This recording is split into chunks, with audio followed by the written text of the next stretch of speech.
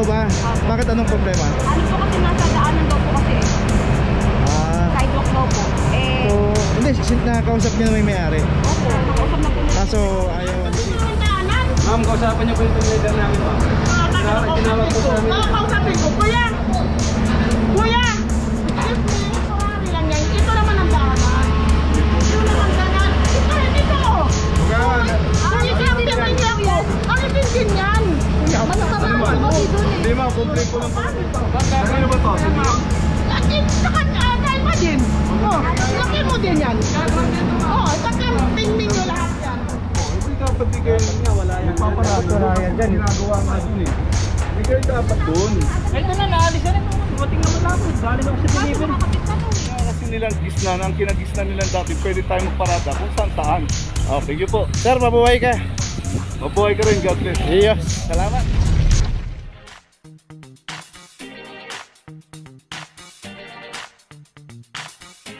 Papa Joe TV.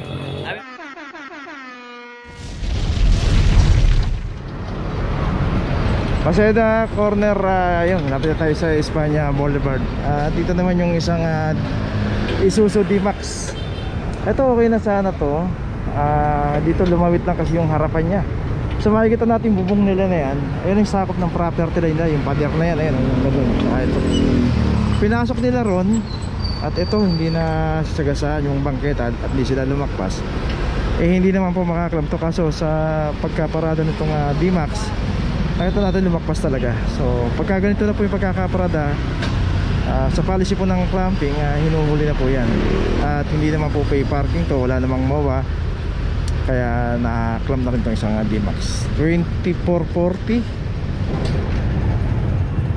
Dito rin yung isang Honda CR-V.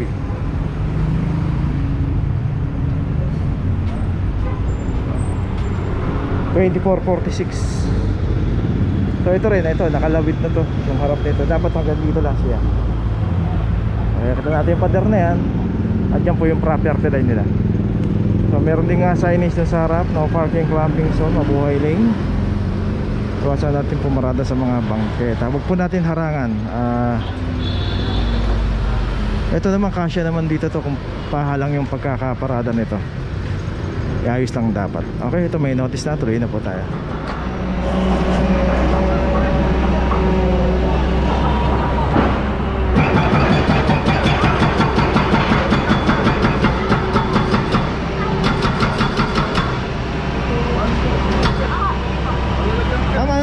Complain? Yung dito po, complain. Itong Innova? Bakit anong problema? Ano po kasi nasa daanan daw po kasi. Sidewalk daw po. So, hindi, nakausap niyo na may may-ari. Opo, nakausap na po. Kaso ayaw alisin. Okay, sige. Thank you, ma'am. Sige po, salamat po. Okay, so itong Innova, sinabihan na pala to na huwag iparada rito kasi nakaharang dito sa daanan ng bangketa. Although may ginagawa po rito yung ito may bapo rito ginagawa. Ayusin natin yung drainage system dito, tapos sementohan ulit. Kaso ito, sinabihan na rin yung may-ari dito na wag alisin mo na yung pagparada niya rito, sa kabawal yung ganito. Pero ganun pa rin, matigas pa rin. Kaya ito naklam na yung Innova rito.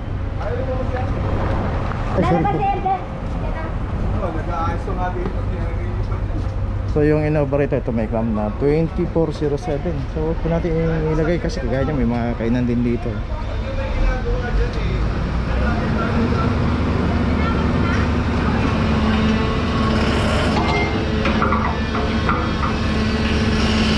Ito naman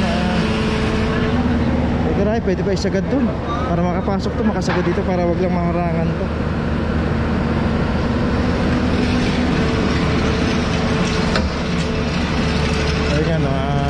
Ayan, kagaya niyan, hindi mo maiwasan kahit na hinarangan po natin yan ng ganyan, hindi mo maiwasan na matalsikan yan.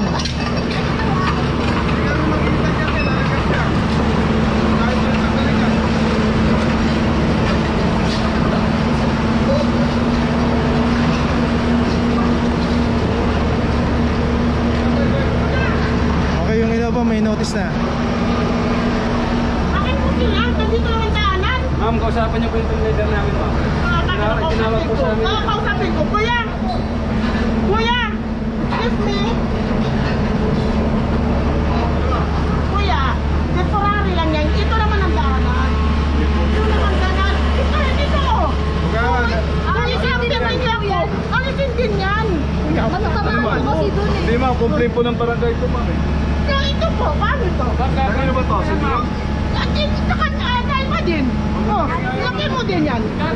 Oh, tingin nyo lahat yan. Oh, daanan yan eh. Oh, yan, double parking din. Oh, kanting nyo din yan. Okay, so ito yung Fortuner kasama rin sa Makaklam to. Ayun. Oh. Oh, yun din, yung kabila. Daanan din yan eh. Oh. Yan, double parking din yan. Oh. Kanting So ito yung tinuturo dito, yung double parking daw dito. Kuya, mayroon naman daan. Ma'am, pinagsabihan na po tayo dito ma'am, di ba? Dapat. Tingnan mo yung motor din niya. Yan mo din yung motor niya. Nandun din. Huwag kayo magturo ng motor ma'am. Wala, ano, Hindi, hindi po yung namin motor saklaw. din. Hindi po namin saklaw yung motor ma'am. 4 wheels lang po. Oh, yung kabila pa. Kasi daanan to eh. Oh, yung kabila tao. Yung tao. Kaya nagtuturo ma'am. Malayo. Yung tinuturo ni ma'am. Ay, malayo yan oh. Ito lang ma'am. Malapit Nakalabas. din. Oh, ito din. Double parking din. Oh. So yung Fortuner na nakaharang dito, nakakalaman 2327. Ano ba dito? Oh, saan naman ako magpapark yan? So problema ni ma'am, saan daw siya magpa-park? Kuya, wag mo na ano yun. Alisin ko na yun. Meron na Alisin ko na yun, kuya. Kuya, Paano na alisin lang ko po na yun. natin ang ano yan ma'am? Okay, so nagdatingan na yung mga may-ari dito. Sir? Yun po sir, sa atin dito. Yung sige pa ako.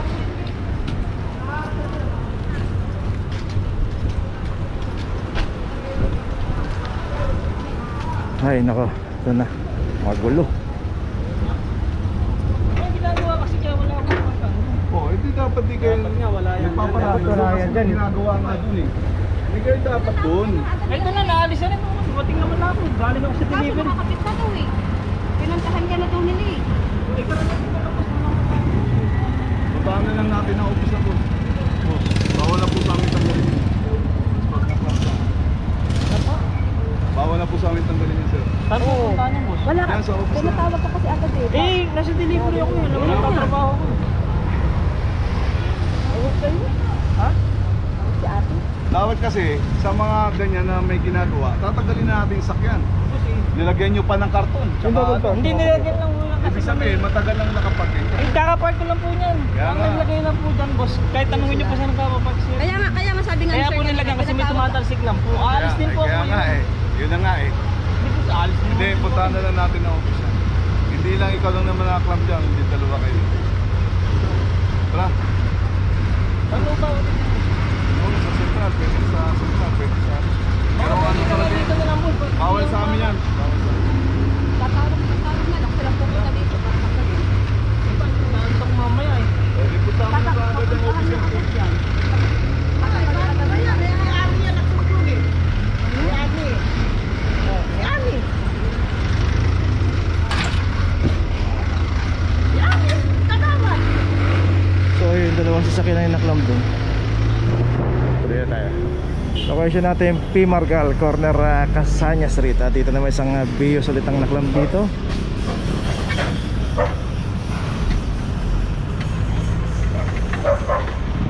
Dito po pagka naabutan po ng clamping, walang driver yung sasakyan. Matik na po hindi po inahanap yung driver o wala pong segundo o minuto na inaantay po rito. So palisin ng clamping. 2409 para sa Bios.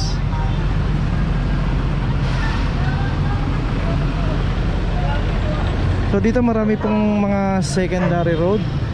Ayan, sunod-sunod po yan. Casanya Street. Tapos yung mga sumunod pa ng kalsada rito. Pasok lang po natin sa loob sa mga secondary road. Huwag lang po natin itambay o iparada sa mga mabuhay lane. At dito nga dinadaanan po ng clamping to. Madalas pong daanan itong kahabaan ng P. Margal.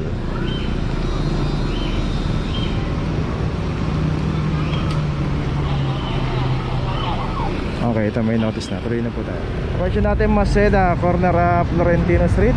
Dito isang Honda Mobilio 2331. Dito yung pinaradahan ng Honda Mobilio. At yung signage nasa tapat, no parking, clamping sa mabuhay lane. So tapat talaga. Pero hindi na ho pinapansin ng mga signage ngayon. Pagka may nakikita tayo mga signage, doon pa mismo sa tapat pumaparada. Ay nako, talaga naman ang signage dapat hindi na nilalagay kasi parang baliwala na ho talaga. Pero kaya po nakalagay yan, babala po yan para magsilbing abisyo sa atin na bawal pong pumarada doon sa tapat niyan o dito sa kahabaan ng Maseda. So dito lagi tayo nagpapaalala, pag may nakikita tayong signage, wag na ho natin tapatan, doon tayo mismo paparada. Humanap na lang po tayo kung wala tayong mapaparada. Hanap po tayo ng mga pay parking, hanap po tayo ng garahe para yung sasakyan natin, kung talagang dito tayo nakatira, makakuha tayo ng garahe na maayos-ayos. Okay, ito may notice na, tuloy na po tayo. Okay, nandito na ngayon tayo sa opisina ng clamping sa impounding dito sa Central. Dito na po nagtatapos ang ating vlog. Maraming salamat po sa mga subscriber, sa mga viewers, sa mga napadaan po sa ating channel. Maraming salamat po sa mga suporta nyo.